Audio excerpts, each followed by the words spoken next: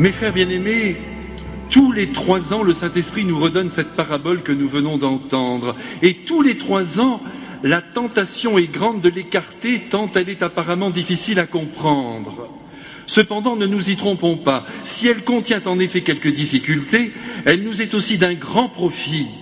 Et c'est pourquoi le Christ tient absolument à ce que nous la traversions régulièrement, de manière à en retirer les leçons qu'elle contient. Alors mes frères, vous êtes prêts ?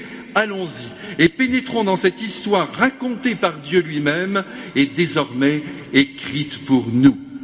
Jésus met donc en scène un chef d'entreprise, un directeur de société, un commerçant, ce que vous voudrez, qu'importe. En un mot, un patron qui a confié la gestion de ses biens à un gérant qui a géré comme un pied ses affaires.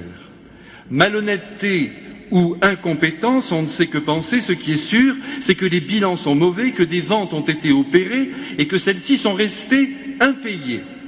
Seulement voilà, dans cette entreprise, comme dans toutes les entreprises d'ailleurs, il y a un mouchard qui se promène, un ami du patron, et peut-être sans aller jusque-là, tout simplement un comptable qui vient de voir les chiffres et qui est effrayé par les trous dans la comptabilité et qui ne manque pas bien sûr d'en référer, c'est son devoir, à la direction.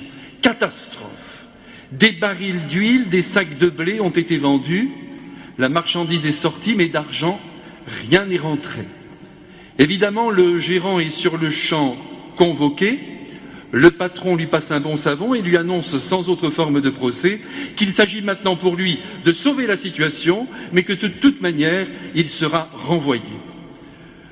Vous voyez ici, mes frères, que nous sommes en présence d'une affaire plus que banale, pour ne pas dire courante.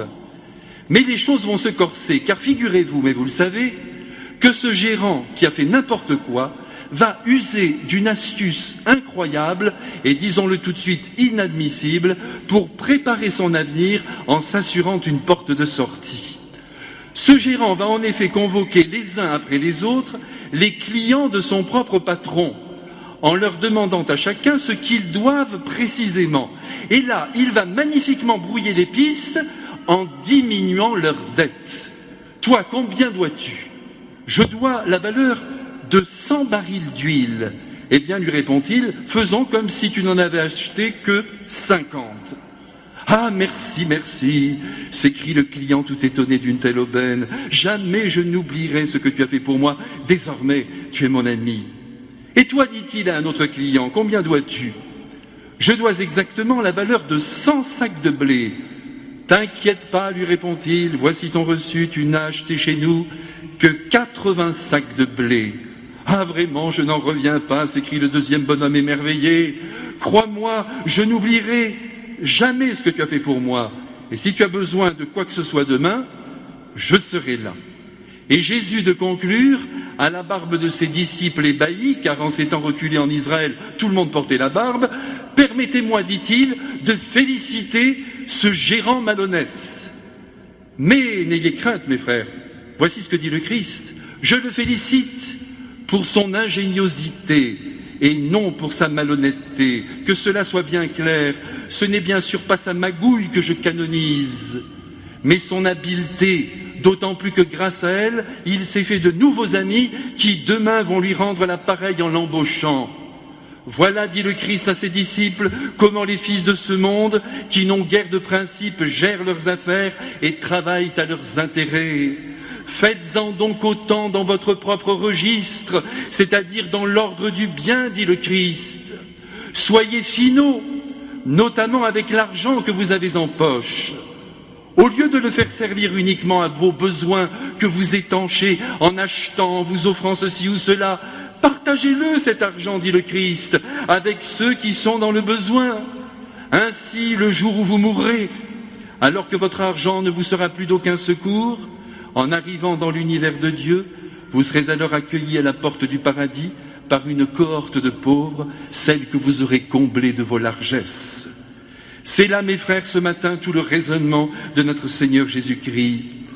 Si nous sommes généreux avec les misérables, nous faisons preuve d'habileté, nous sommes ingénieux, car c'est en partageant ce que nous avons, c'est en vivant non pas comme de fiefés égoïstes, mais comme de braves gens sensibles au malheur d'autrui, que le ciel s'ouvrira et que la vie éternelle nous sera concédée. Encore une fois, c'est le Christ qui l'affirme, et nous nous devons donc de le croire. Je repense ici, non sans émotion, à une maman âgée de plus de 80 ans qui vivait avec son fils ici à Marseille, son fils qui avait peut-être 20 ans de moins qu'elle, handicapé de surcroît. Je les revois tous les deux, et Dieu sait s'ils étaient touchants dans leur petit appartement, vivant avec le strict nécessaire. Un jour, la vieille maman me fit cette confidence: mon père, il y eut un moment dans notre vie où nous avons été tout près de faire naufrage. L'argent manquait cruellement au foyer. J'ai senti que si nous descendions encore d'une marche, c'était dans la rue que nous allions finir, mon fils et moi. C'est alors qu'une jeune mère de famille que j'avais connue, alors qu'elle n'était qu'une enfant, sans faire de façon, me proposa de nous aider, et en une seule fois, nous donna une somme d'argent considérable. Et c'est ainsi que nous avons pu remonter la pente. Sans la générosité de cette personne, notre vie aurait basculé dans l'horreur, et peut-être même aurions-nous vécu dans la rue, comme ces milliers de pauvres qui vivent dehors sur des cartons. Aussi, avec mon fils, bien qu'aujourd'hui nous n'ayons pas grand-chose, nous donnons 2 € par jour au premier malheureux que nous rencontrons. Ce n'est pas grand-chose, mon père, conclut-elle, en me regardant de ses yeux brillants d'amour. Ce n'est pas grand-chose, mais pour nous c'est beaucoup, et pourtant c'est trop peu. Oh, mes frères, que cette mère et son fils ont vécu avec grandeur. Figurez-vous, et c'est incroyable, qu'ils sont morts tous les deux à 2 jours de distance. D'abord le fils, puis ensuite la maman. Et je suis sûr que notre Seigneur les a comblés de richesses dans son ciel. Pour en revenir à notre gérant ingénieux avec les clients de son maître, nous devons, nous, en faire autant avec les préférés du Christ que sont les plus délaissés des hommes. Vous voyez, mes frères, combien cette parabole est riche d'enseignements et combien il était bon qu'ensemble nous la regardions de près.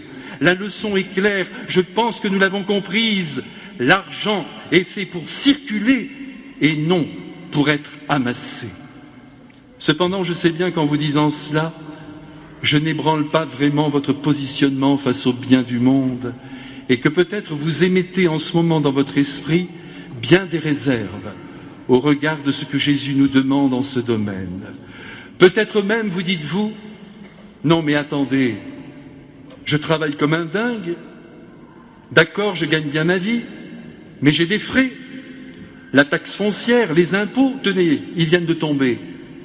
Et puis moi, personne ne me donne rien. Et ma retraite, ma retraite, vous êtes sûr que je vais la toucher, vu la tournure que prennent les choses? Alors vous savez, ce n'est pas le moment de venir avec votre évangile pour vider mon compte en banque. Et puis entre nous, les autres, oui, les autres, ils n'ont qu'à se donner du mal. Ils n'ont qu'à travailler. Et en plus, si on ne se protège pas, on est littéralement bouffé. Et puis, si toute la journée on donnait à ceux qui nous demandent, le soir, croyez-moi, mon bon monsieur, on n'aurait plus rien dans son sac. Mes frères, est-ce que vous vous reconnaissez derrière ces propos? En tout cas, moi, oui, je me reconnais, du moins certains jours. Autant le dire tout de suite, les bonnes raisons d'engranger, de caresser le pécule, de ne rien donner à qui que ce soit, on en trouve à l'appel. Elles ne sont d'ailleurs pas idiotes, ces raisons. Cependant, elles ne sont pas évangéliques, donc elles ne sont pas divines. Si l'on aime le Christ et qu'on entend le suivre, il convient d'avoir avec l'argent un rapport juste. Et sur ce point, comme sur beaucoup d'autres, Jésus nous place devant nos responsabilités et veut surtout nous faire confiance.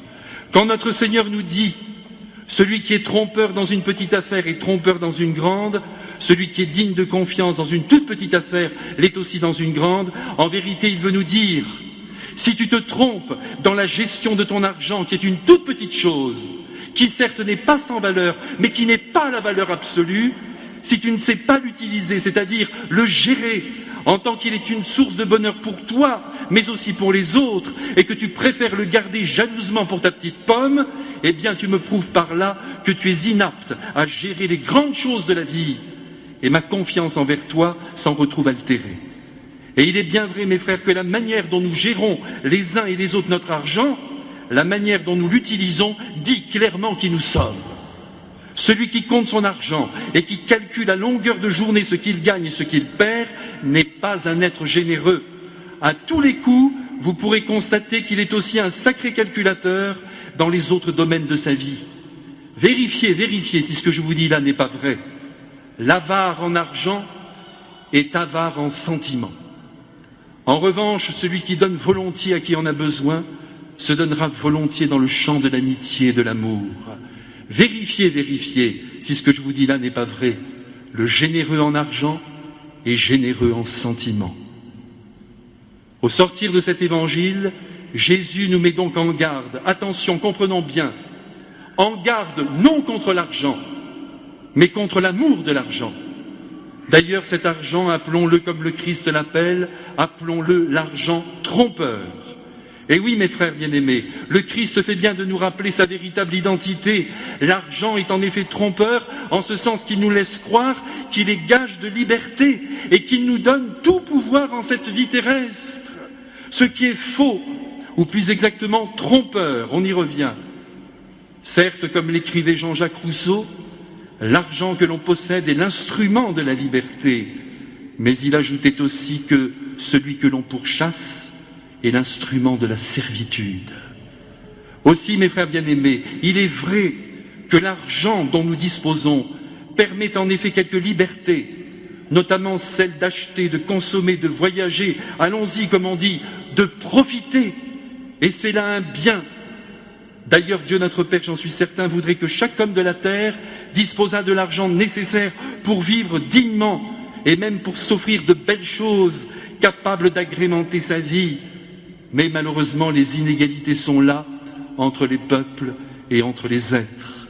Il faut donc lutter contre elles autant qu'il en est possible, non pas pour que tout le monde devienne pauvre, mais plus simplement pour que chacun ne manque pas du nécessaire. Et maintenant, mes frères, soyons concrets. Nous qui sommes ce matin dans cette église, certes, nous ne roulons pas sur l'or, mais tout de même, pour la plus grande majorité d'entre nous, un bout de poulet et une tomate nous attendent à midi. Nous ne sommes donc pas les plus à plaindre. Parmi nous, il y a ceux qui ont pas mal d'argent en réserve. Jésus leur demande impérativement d'ouvrir leurs yeux et de bien gérer leur petit trésor, sans se sentir coupables d'en disposer, mais en permettant par leur générosité que d'autres en profitent quelque peu. Encore une fois, il ne s'agit pas que ces personnes se délestent entièrement de leurs biens, mais qu'elles aiment à les partager avant que la mort ne vienne les dépouiller. Parmi nous, il y a ceux qui disposent uniquement de leur salaire et d'un petit fonds d'économie bienvenu et que les anciens appelaient la poire pour la soif.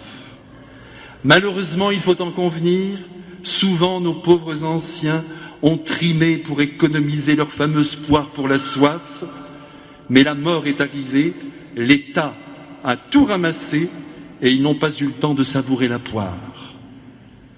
Ici, si l'on admet la nécessité pour ceux qui n'ont pas grand-chose d'économiser, c'est en effet une prudence bénie par le Christ, en même temps accepter ce conseil. Et il convient aussi que ces personnes n'oublient pas de profiter en cours de route de ce qu'elles ont mis de côté et donnent aussi quelque chose à ceux qui en ont besoin. Parmi nous, il y a ceux qui disposent du strict nécessaire, pour ne pas dire du trop juste nécessaire, et qui vivent bien souvent en fin de mois sur le découvert autorisé par la banque. Ces personnes sont évidemment en grande difficulté, et je suis sûr qu'elles forment ce matin une partie de notre assemblée. Croyez-moi, Jésus compatit pour elles. Il pleure sur les manques qui stressent la marche de leur famille et les bénit de grand cœur en espérant pour eux un peu plus d'aisance. Tenez, je vous bénis aussi. Ici, permettez-moi une petite remarque.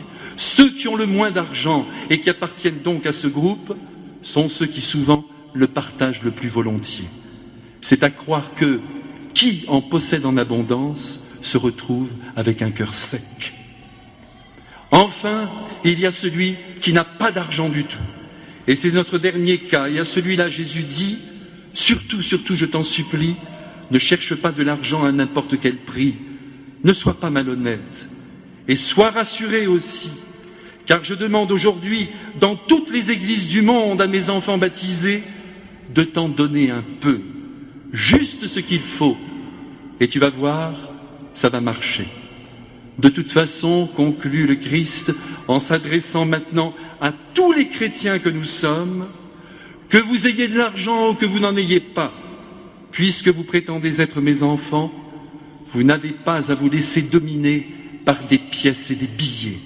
Votre maître, votre unique maître, dit le Christ, c'est moi. Vous n'en avez pas d'autre. Que l'argent reste donc à sa bonne place, c'est-à-dire à sa modeste place de serviteur. Compris ?